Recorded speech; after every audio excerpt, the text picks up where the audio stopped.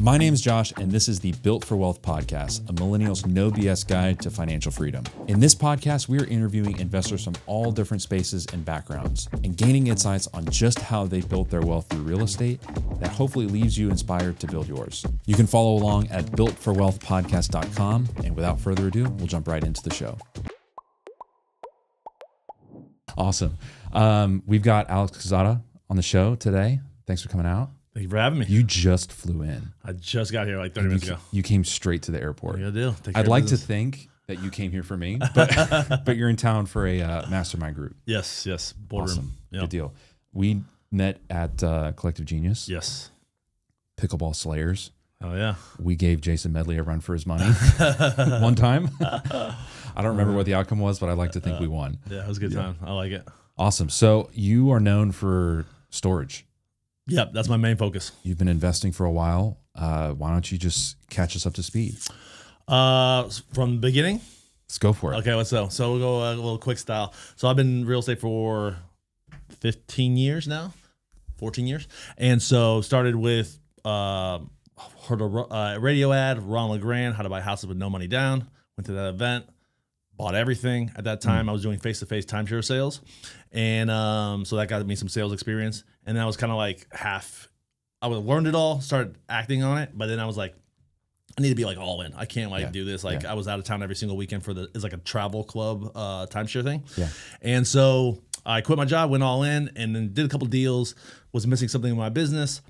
Went to a local RIA, met somebody who was like doing rehabs and wholesaling. Started working for him, and because I was missing something. I did a couple deals on my own, but I was like, man, I'm doing something wrong. Like I should be getting more deals.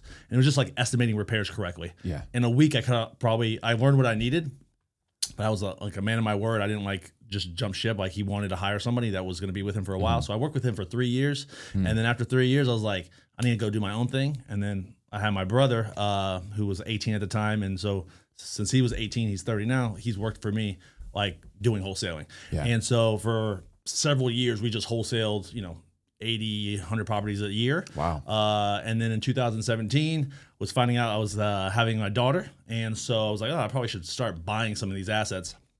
And I learned creative financing because I started with Ron LeGrand and started buying stuff and buying and holding. Bought some mobile home parks, owned one in actually Asheville, North Carolina. Nice. So bought some mobile home parks, apartment buildings, houses, but mostly with like creative financing and private money. And then continued just buying, flipping. We also built new houses as well. And then in 2020, I got into self-storage.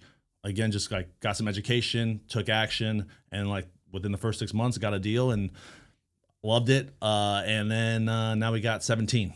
So wow, that was a little quick version, but yeah, that was a mouthful. So why? I mean, it sounds like your wholesaling business was doing great. Yeah. What was your driving factor to be able to acquire assets to hold on to them? Yeah, like long-term wealth, like with wholesaling houses. It's just like you're looking for the next deal, the next paycheck. You get a check and you put that money back into marketing, building your team, growing the business, and like it's just like the quick dollars. So it's nothing like long-term. Yeah. And so you're not getting appreciation, you're not getting depreciation, you're paying high taxes. And so you're not really getting all the benefits of real estate. And so, I knew you had to make real money in real estate. You had to buy and hold, you had to start buying assets, adding value, and acquiring more. So just started doing that little by little and was able to like structure really good creative finance deals. I have a background in finance. I have a degree in finance from UCF. Nice. And so just knew how to structure deals very well and underwrite properties and just make win-win situations with sellers that allowed me to get in with very little money or no money down into several deals and just started, seeing the from what I was doing already, how valuable it was in a short couple of years. And so, getting into bigger assets, I see it like, oh man, this is like crushing. But, I had partners with apartments and I had partners with mobile home parks. And then, so I was like, if I ever found a deal, and like that was all they did was like mobile home parks and apartments. So I was like, if I ever found more deals, I would just partner with them. I would give them the deal, structure it, and be like, hey, you run this because this is like your lane. You're all in on this. And we were still building our wholesale company and really dialing that in. But once I had like everything in the processes set up for our wholesale business, and my brother like running the show and like I could step away from that business, then I was like, I'm going to focus on something else in the commercial field to start buying properties. And so that was self-storage because I already had people I knew in these other asset classes. Yeah. And for self-storage, I didn't know anybody in it. And it seemed, and it is, the least management intensive. And so there was a lot of that other benefits of like, you know, so many mom and pop owners. It's a very segmented business. So a lot of people who only own 1 or 2 facilities, and there's like 60% of the market still owned by like mom and pops. So a lot of opportunities out there. Yeah. And you know, it's just a good asset class. Absolutely. You mentioned the creative financing, the seller financing, all that stuff played a huge part in being able to build that portfolio.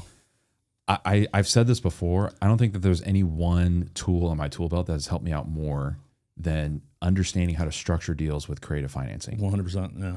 Like, I mean, it's really cool. It decentralizes like the banking industry and it's like peer-to-peer lending. It's amazing. I love it. It's the best, especially right now when interest rates are so high. Like it's the only way to get some of these deals to pencil out. Yeah. It just doesn't make sense. And so the only thing that kills deals is like time. And when commercial loans, they give you that 5-year, pretty much every time, a 5-year balloon.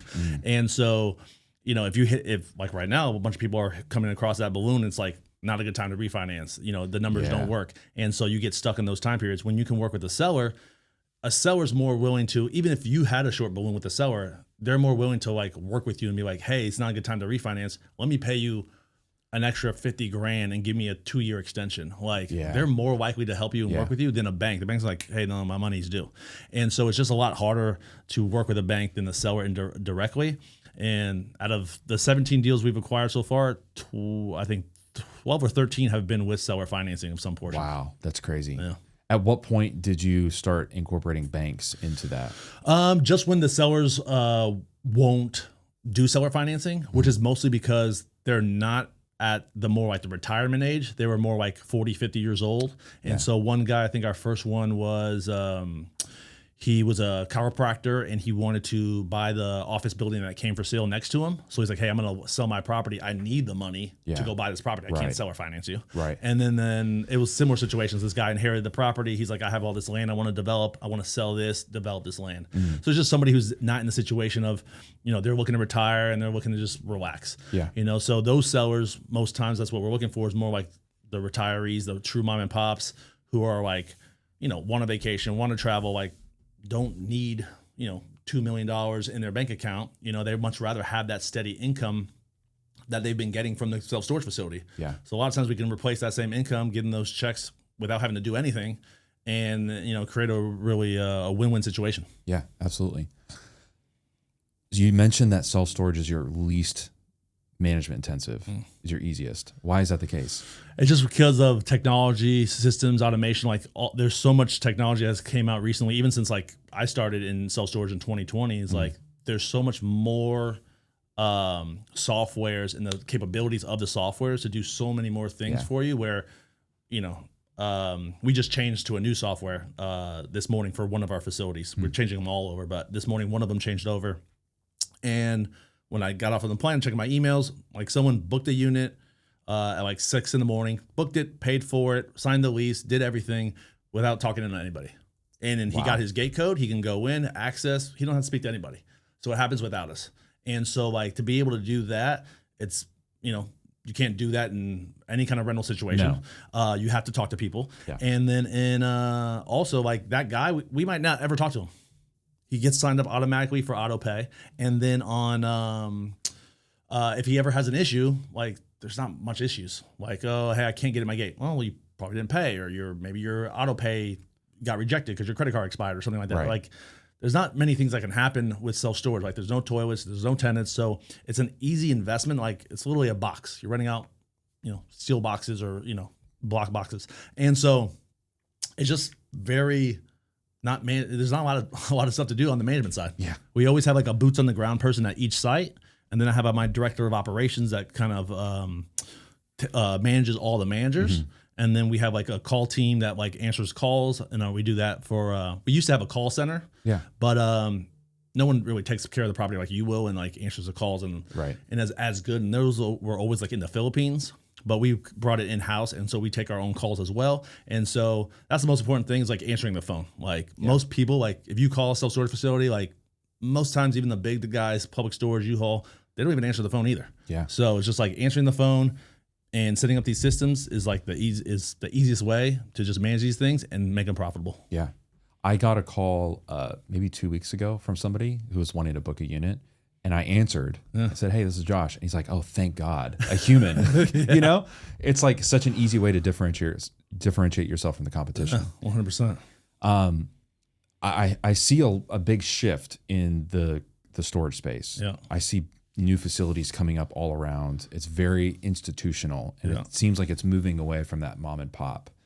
What do you see happening in that market? Yeah, they're building a lot of new storage, and it's more like storage facilities used to be back like in the industrial centers, like far, like not on the main, corridors, but now like you see them like next to Publix or like next to the big shopping centers and the main roads. And so it shows that how much demand there is for storage and like how much people utilize storage. It's like 1 in 10 Americans use storage.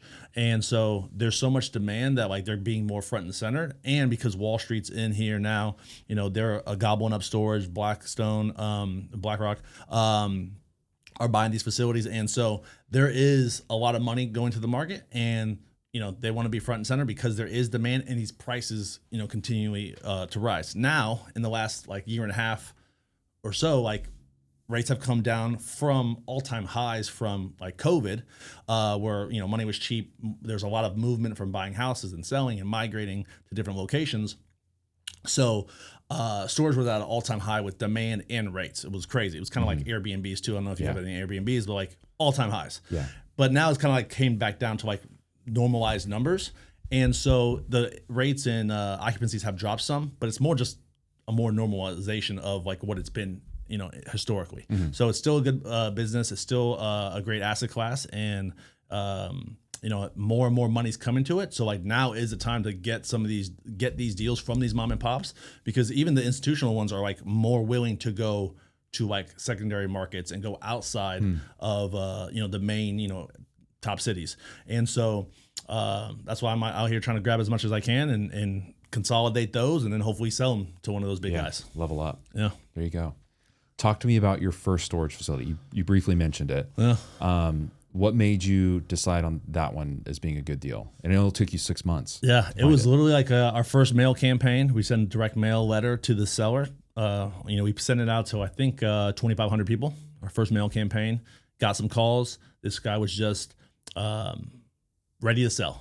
He had another business that was on a big commercial property on that same acreage, and unfortunately, his son passed away. He wanted to sell the property, the business, and he already sold the business. And he's like, I got your mail in the postcard. I never checked my mail, and the night before, I told my wife I wanted to sell, and then I got your mail piece. Wow! And so it's just the right time, right circumstance, and.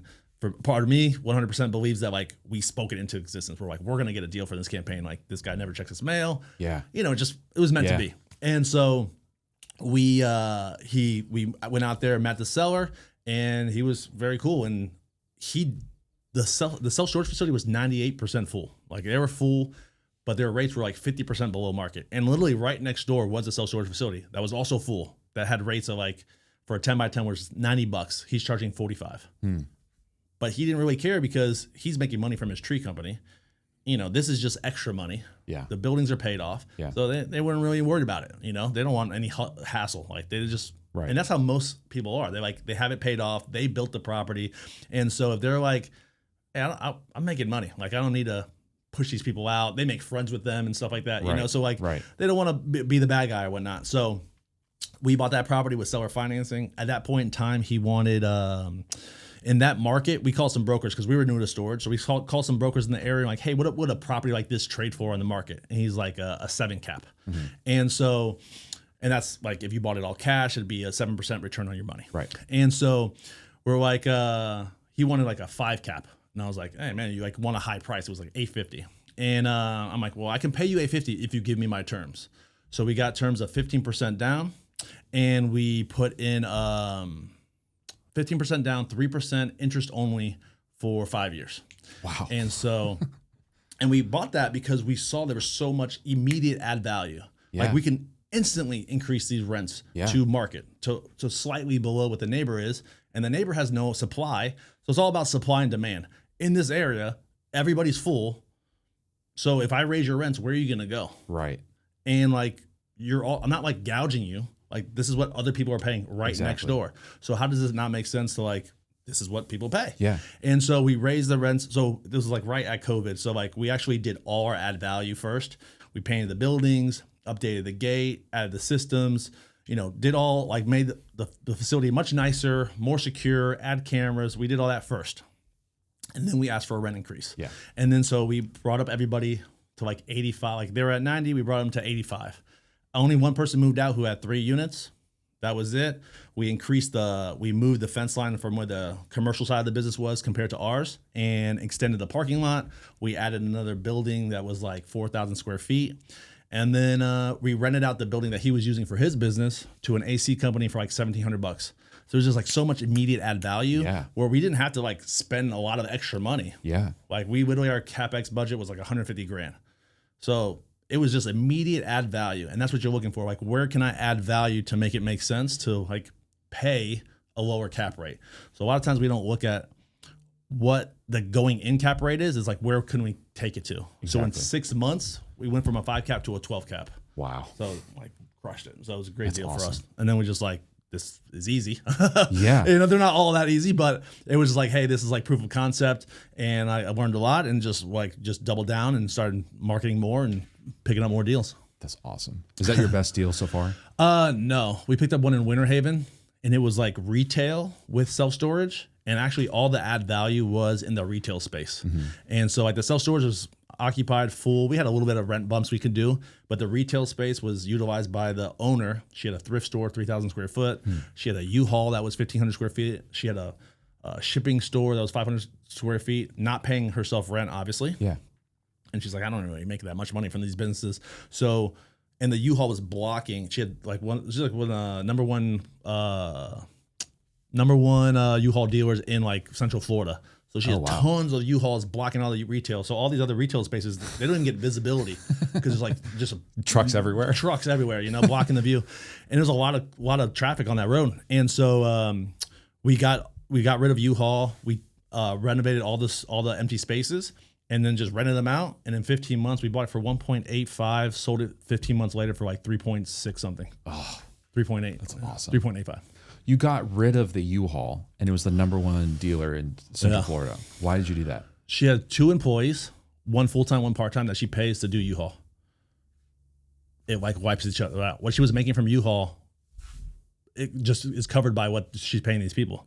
Huh. You had to like so many people on site. So almost every property we had that had a U-Haul, we got rid of it because we run like our systems of like an on-call by appointment manager.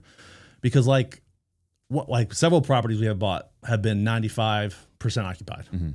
So what's a guy going to do sitting there every day? It's not like you need to fill up. Yeah. You don't need to be there for customers. Like no one's even coming in. Yeah. And so like, and if even somebody comes in, like, might only have like a couple units. Yeah. So like, there's no point to have someone there full time, all time. So we take all the customer calls to rent on any units, handle that. We have a lot of signage up and making sure people are aware that like, hey, there's nobody in the office. You have to call to make an appointment. Right. And then, so we just limit our payroll also. So the top 3 expenses for self-storage is taxes, insurance, and payroll. And so if we eliminate payroll as much as we can by having, typically we pay like $800 a month, like $15 to $20 an hour for your on-call person, for our on-site person. Yeah. Wow. So they're mostly like, my ideal person is someone who's retired, was very close, 5-10 minutes away, a man, and who can like be handy. Like he can fix the doors, he can do this stuff, he can cut locks, and that's really what we're looking for. And obviously has like some customer service like representation. Like we don't want to like a car drunk guy or something, like who can't like communicate with people. And so, but like all the calls and all this customer service stuff really goes to our Orlando headquarters, and then the boots on the ground takes care of like any issues people have on site. Yeah. What do you do with those offices if you're not using them?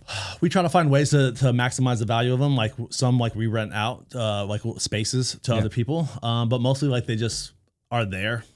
Sometimes they're not like really huge offices. Now we do have a couple sites where we have managers who do live there because there's apartments there. Huh. And so on those few sites, I think we have like 3 or 4 people live on site and manage it. So it's more of a full-time manager, but they still really get paid like $1,000 a month. because they're living for free. Right. So we actually get the benefits of both worlds, and they're there more often. That's so cool. So it works out. All right. Sounds like you've had a lot of wins. Have you had any like just terrible deals? Yeah. So one right now, we're struggling with. The only thing bad for self-storage is more storage. So in this one market in Inglewood, Florida, we have a deal here that we've owned for like 4 years. And at that point in time, there was no other supply coming. There's nothing in the works of like being built. And so we were looking, it was a very clean deal. I think the problem with that, we probably bought it wrong. There wasn't enough add value. Yeah. And we overpaid in that market. And so now 2-3 brand new stores just popped up. Extra Space, Storage King, something else. And so like Extra Space, essentially like ours is climate control and theirs is climate control. A lot of times if you're drive up non-climate, you can compete because they're a climate, they're 3-story. Right. People much actually rather, they might not pay as much, but they actually much rather drive up to their unit. Right. We see. It's easy. Yeah. And even like the Extra Space, like I actually went just like a month ago and looked at the facility, toured it with the manager and stuff like that. Cause I was like, hey, I want to like figure out what your occupancy is, like how long until you're filled up so you can raise your rents. But when they come in, they're empty. They need to fill up. So they cut their rents like down drastically. Yeah. So for a 10 by 15 that we were renting for like $175, $200 a month, they're now charging $50. What? Insane. Because they're empty. They got a lot of units. Yeah. And there's not only that store, there's like another store next by. It was like 3 stores that like all open like within like a year. Thing. And so they're all like competing to the bottom. And, with storage, like there's always like a constant churn. You're always like a few people are moving out every single month. And typically you should be getting more move-ins than move-outs. Yeah. And you're raising your occupancy. Yeah. Well, us, because people were giving away units, we would have the constant move-outs, but no move-ins because we couldn't compete. And even if we dropped our rates to 50 to their 50, they're brand new Class A. Right. And ours is older vintage, still nice looking, still has gates, cameras, all this stuff. But like, you're going to go with Extra Space. Like, right. why would you come with us? And so it's very hard to compete. It's getting a little bit better now. They starting like raise their rates a little bit because they can't stay so low forever. But when I looked at their site like a month ago, they were at 35% occupancy. They were open in November, huge store. And so it's probably going to take like another year or so for them to fill up. And then once they fill up and all these other properties fill up, they will push the rents higher than like we were at, 175, 200 before.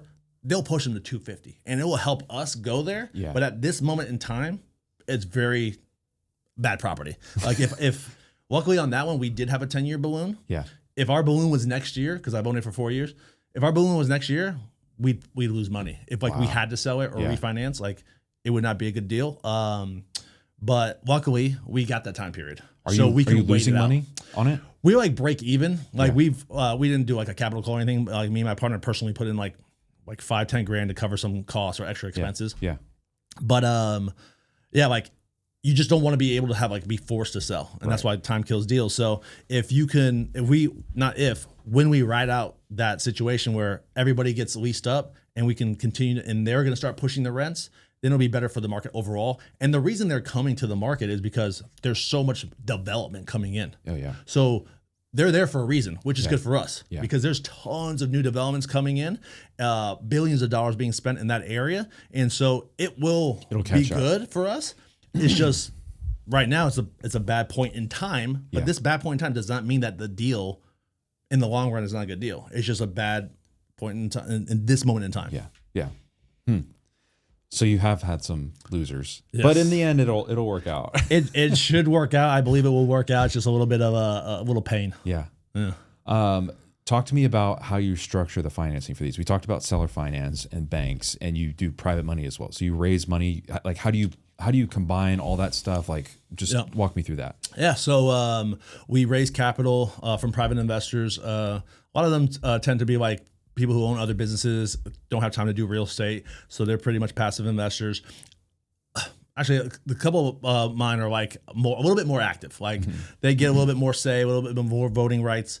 So it's more like a JV because we have they have like some decision making power. But typically we're either doing a syndication or have like a JV partner on where they're putting up a lot of capital for the deals and all the capital. So down payment, CapEx, closing costs, fees, everything is included. And then so they put up the capital, we structure really good deals, and then we just bring that together, and it's a very simple, easy process. And with seller financing, we try to move very quickly. So to try to beat out other offers, like, hey, we can do seller financing, but we can close much faster than going through a bank where they want, appraisals that takes typically the longest and all these other items. With us, using seller financing, we don't need an appraisal. We just get a phase 1 environmental study, get surveys, title commitments, all that. And then that's pretty much, that's all we need. So typically appraisals take the longest. And so if we don't do that, then we can close pretty quickly. And so we just try to, give the seller whatever they want. If they need more time, we give them more time. But a lot of times they want to sell as soon as possible. Yeah. But just raising capital from private investors, partnering with seller financing, our capital stack's, pretty well suited. And then ideally we would want to, refinance as quick as possible to get the investors' capital back. Mm-hmm.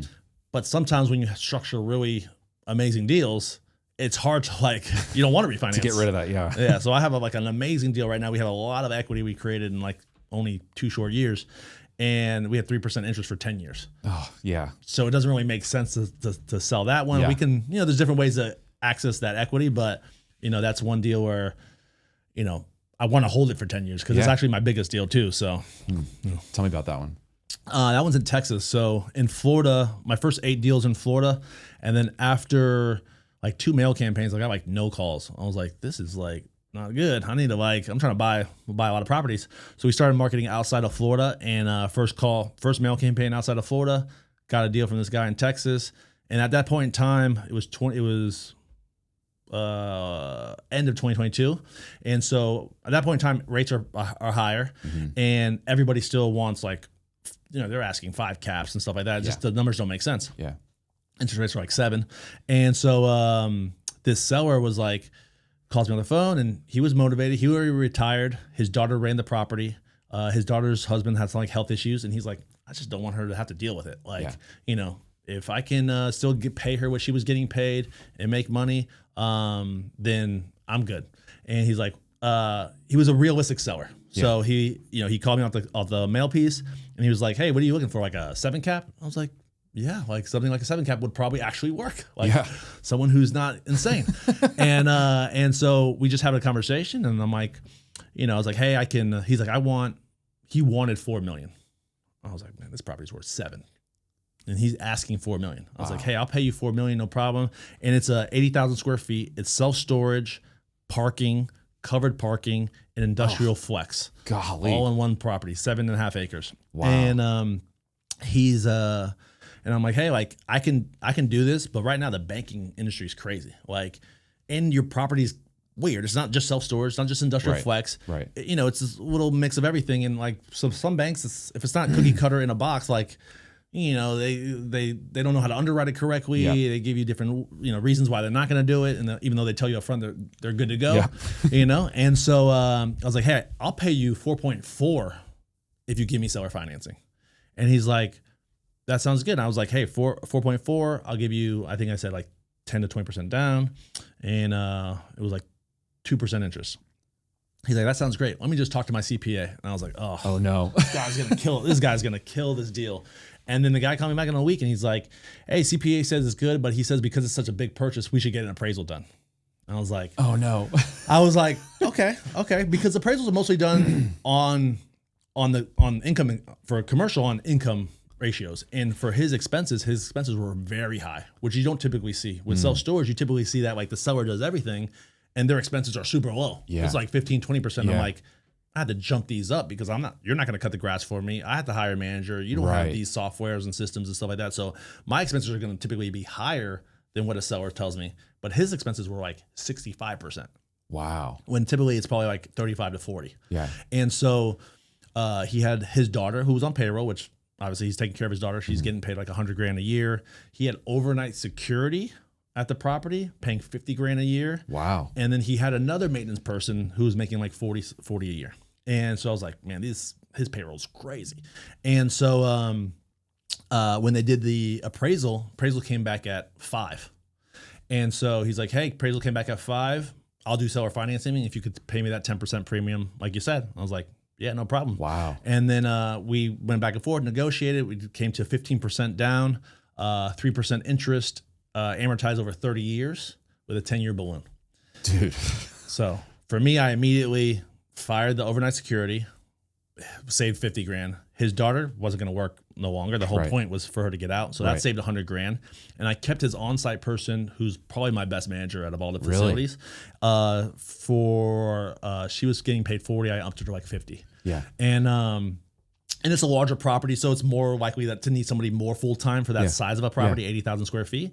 And the storage in this area, so it's all about supply and demand. In this area, Texas, there's literally, or this road even, there's like 8 self-storage facilities. Wow. All next to each other. Wow. It's crazy. And it's all the big guys, Extra Space, Red Dot, U-Haul, Public Storage, like all right there. And the supply is very high in this area, but everybody's around like 80%, 85% occupancy. It just seems to be like that's the case for everybody. Yeah. But 40,000 square feet of the 80 is industrial flex, which there's a lack of in the area. And this is like a affluent area, high. Yeah. It's North Park, Kingwood, Texas, northeast of Houston. And so this area, the rents, my add value was mostly on the industrial flex. These people have been there for many years, and they're paying for 1,250 to 1,500 square feet large warehouse units. They're paying $750 to $950. Crazy. And so the market's like $1,250 to $1,500. Right. $1 square foot a month. Yeah. And so the one thing I think the guy did before he left was sign new leases, because everybody was like a 1-year lease away. Yeah. So I had to wait like a year, but I pretty much just slowly got everybody up to market, and we have like a handful or 2 left of people who got to get increased.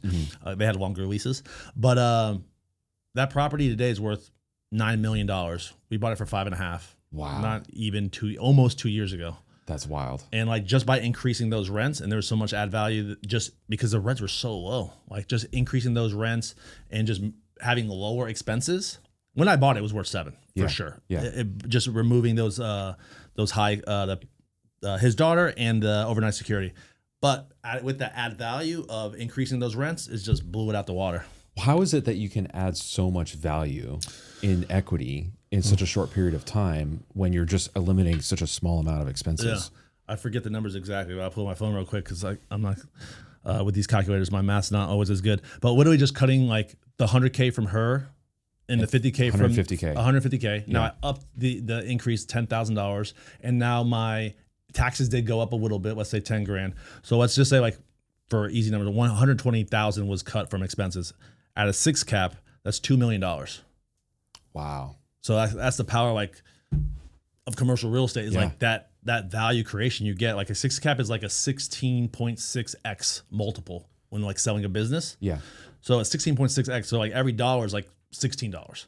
And so that cutting of those expenses just gave me $2 million. So going in, I bought it for 5.5, but it was immediately worth 7.5.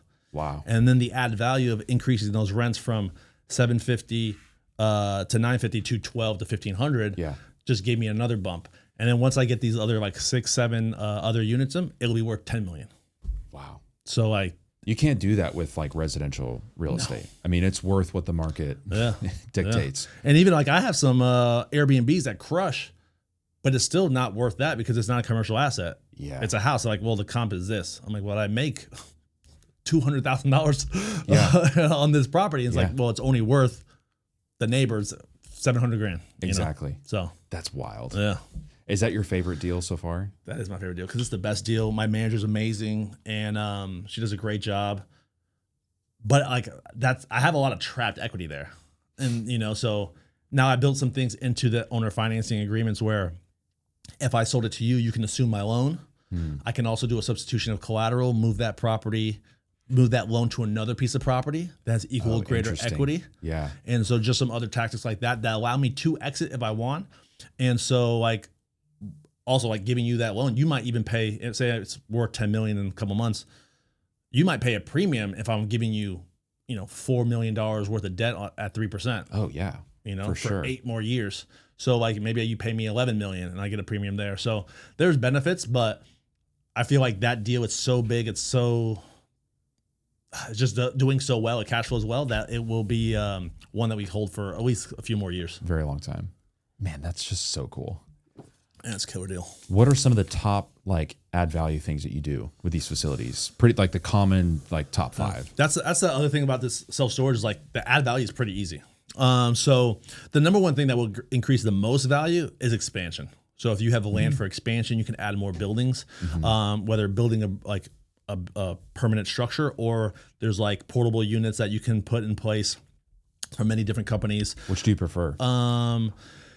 It is, if building a building would be is better. Obviously, there's more hoops to jump through and permitting and all that stuff. But we've done more of the portable ones because, with permanent buildings, there's usually like setbacks you have to require and stuff like that. Where some of these portables, you can like put them right up against the fence line and stuff like that. So we've been able to more maximize those extra spaces. We haven't had a lot of deals that had like a huge amount of space.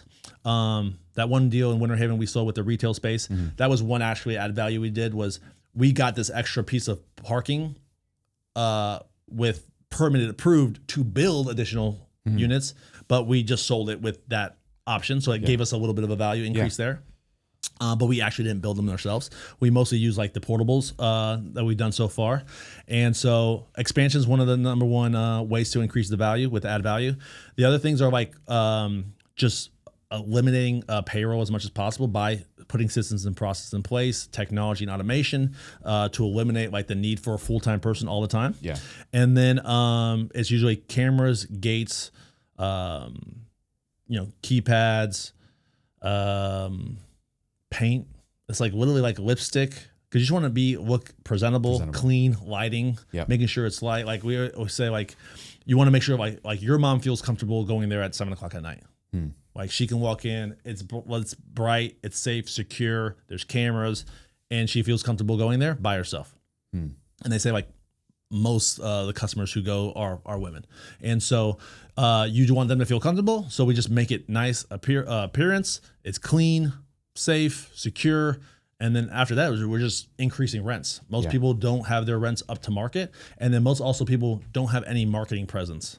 So you might have somebody who's full, but they're full because their rents are low, not because they're doing a good job at marketing. Right. And so they have like no website presence, and so building a website that functions very well, that they can book online, everything can be done without talking to somebody, and then running ads. So like Google PPCs are our number one source for like getting new customers. And so being on there, being on Google My Business, and just having a presence online where people can see you, because most people like, it's okay still to like have a property that's in the back corridor, because everybody's booking through their phone. It's not like you drive by and you're like, oh, I need that storage. You're like on your phone, where am I going to get storage right now? Yeah. And so you book on your phone. So you're not really looking like, oh, that's, past that place. It's literally the first person they check on the phone is like 60% of the time they rent with that person. Wow. So that's why you want to have a website that converts. Yeah. And then also if they do call, picking up the phone. Answer. Yeah. Wow, that's crazy. Pretty simple, right? It is very simple. Like it's not rocket science. It's pretty easy. You can put a lot of these systems in place. Now, I didn't have I thought I was doing well, and not until I hired my new director of operations, where he's like, oh, you're not doing this, this, this, and this. And so like he brought in a lot of things that like made us even better and optimize our management overall. So like it's been a lot easier to run all the facilities with him in place. Somebody who had a lot of experience and managed multiple properties and many properties. And so it's been great since that new hire. So, hiring that key person was literally a game changer for me for this year. Man. Yeah. Do you have any more facilities that you're working on closing right now? We have a verbal acceptance on one, and another one that should be in the works too, and they're actually both in Florida, which I haven't bought a Florida one in a while. Nice. So 2 in Florida that should be coming. So opportunities are here. That's awesome. Yeah. Or do you find it's just most common they're mom and pop owners? I mean, because it's mom and pop or it's like institutional. There's not a whole lot of like middle ground stuff there. For sure. Yeah, these are both mom and pop. So there's single owner on one of them, the other one single owner also, but they're both not the very old person, like the 70, 80-year-old. These both folks, I think they're like in their 50s, and they just want to do something else. They've been doing it for a long time, and they just want to go do something else. And they're actually doing both seller financing. What they verbally agreed on was both seller financing, and both are like 3% interest. Wow. Yeah. That's so great. Yeah. So once we actually get it signed, then, it'll be for sure. But we have verbal confirmation. We're good. It's great. Yeah. All right. So going back towards your upbringing, were you always like entrepreneurial, or was there like one moment that sparked it for you? No, I think I was always entrepreneurial. I would sell candy at school and stuff like that, and so I always had that sense like to make money. I always want to make money. Like my parents worked hard to put me through like private school, where they struggled to do that. When I was around kids that like had a lot of money, and I was like, oh, like I want all those things too. Like I want nice stuff. Yeah. And so like I always like worked hard for it, and my parents, maybe work hard too for it. And so like I always had a job throughout school. Like in college I had a full-time job. Always working, and just never really not had a job since I was like 15 years old. Yeah. Would you classify yourself as risk averse or super risky? I'm not super risky. So like one thing I think I'm still to this day too much is too conservative on my underwriting. And so like, I think that's like my greatest flaw is like I don't underwrite aggressively. Yeah. And so, I'm willing to take risks and gamble some, but not with other people's money. And so, with my own money, I'll be a little bit more risky. Yeah. But with other people's money at stake, I try to be very conservative with the numbers. And I actually was at another mastermind, and the guy was like, "You have to be." I was like, "How do they bought like 50 deals in a year or something like that, crazy." And the most I bought in a year is 5. And he's like, "How you underwriting? How you looking at this?" And I showed him like what I'm doing. He's like, "You're never gonna be able to scale up like that." I'm like, he's like, "You got to be willing to lose sometimes." I was like, I gotta be willing to take I don't know, how does that make sense? Like you want me to just go crazy and lose on some of these deals. Yeah. With other people, like he's like, that's what you gotta do to like really scale up. I'm like, I'd rather just buy 5 a year and not lose. like how does that make sense? That seems smart. Yeah. And like past year, I know they sold a bunch of properties because a bunch of them were not winners. Wow. They buy packages of deals and all this stuff. It's like, no, I'd rather not do that. I'd rather like hit doubles and triples and home runs. Right. And stay away from the ones that are like, oh, barely going to squeak by and make it. So, but to each his own. Interesting. They're killing it. They're beasts. Yeah. But they still lost some people's money. So, who have been some of the most strategic relationships that have helped you get to where you are today? I have a lot. I'm in like several different masterminds. The one with you, CG, Boardroom. So Kent Clothier has been a huge influence on my life. Really like making my real estate hustle a business. Yeah. Scott Myers, AJ Osborne, 2 of my mentors for storage. And yeah, so like a lot of mentors, I pay a lot of money. I probably pay $100,000 every single year towards mentorships and coaching and, just getting more and more knowledge. And so those are definitely the top people in my life right now. Yeah. Good deal. Yeah. So obviously you've experienced success. How has real estate changed your life? It has allowed me to do pretty much everything I've written down in books and journals of like what I wanted to have and do. I actually have it like to this day, which is like awesome. And like I was just telling my wife like I need to like I need to put out some more goals and like some higher stuff, because literally I have everything I've ever wrote down and have and wanted. And so it took several years to get there, but I still wrote down and reviewed it and looked at it every single year. But it allowed me to step away from my business, my wholesale business. It kind of runs without me. My brother, runs the show there. Yeah. And it allows me to, with self-storage, to, have time freedom, to have people in place where, because it's like very low management intensity there, to step away. Like me and my wife took like with our 2 girls, like 8 vacations last year, like traveled a bunch of different places, saw places we've never been in the United States that we've never been to. And like, it's just amazing to like be able to do that and still have money coming in and still buying deals and still, we bought 5 deals last year and, you still traveled that we much. Went away so much. It's so cool. And so like to be able to do those types of things is like awesome. And we just, built our dream home and, it's been good. So but still a lot more to accomplish, still looking to do a lot more. Bought 2 deals this year in South Carolina and hopefully getting another 2 here soon. And then hopefully we can break that 5 a year Keep it number. going. Keep it going. Yeah. You also have a community that you run. Yep. Well, tell me about that. So it's so I had a group like 2 years ago that was like just teaching people how to do creative financing. It was like called Creative Investor, and there was a lot of people in there. And then more and more as I talk more about storage on YouTube and different places, more people were coming in and like, can you just teach me storage? And I'm like, this group's, I can teach you storage in the group because it's like all real estate. And then just more and more people were like, teach me storage. So I just created a new group. We just started really in January.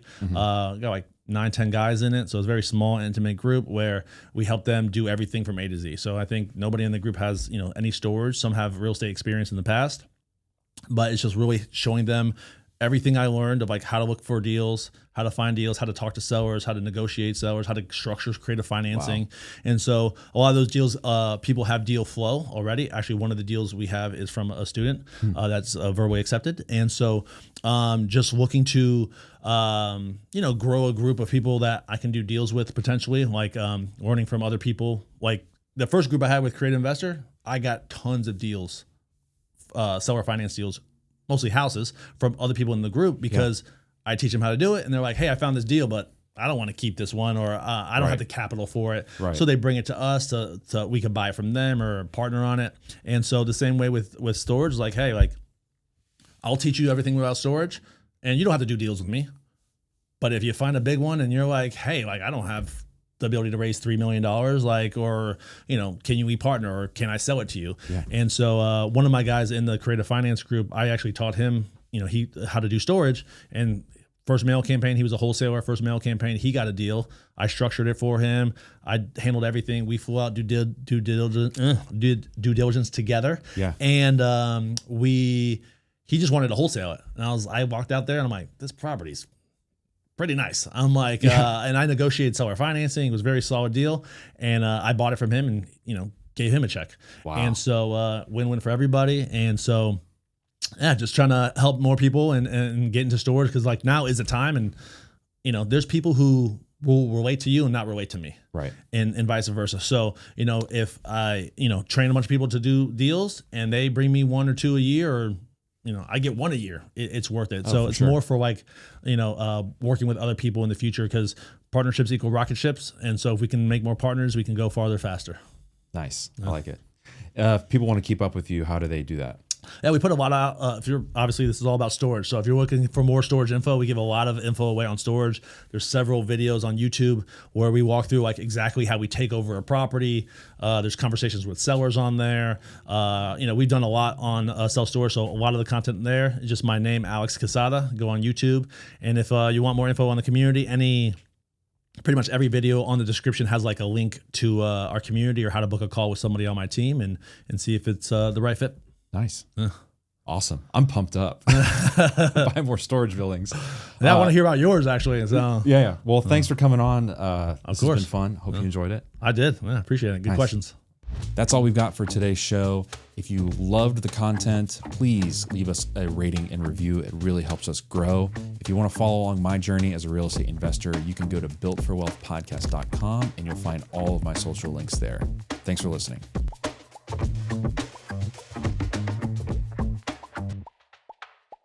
Nailed it.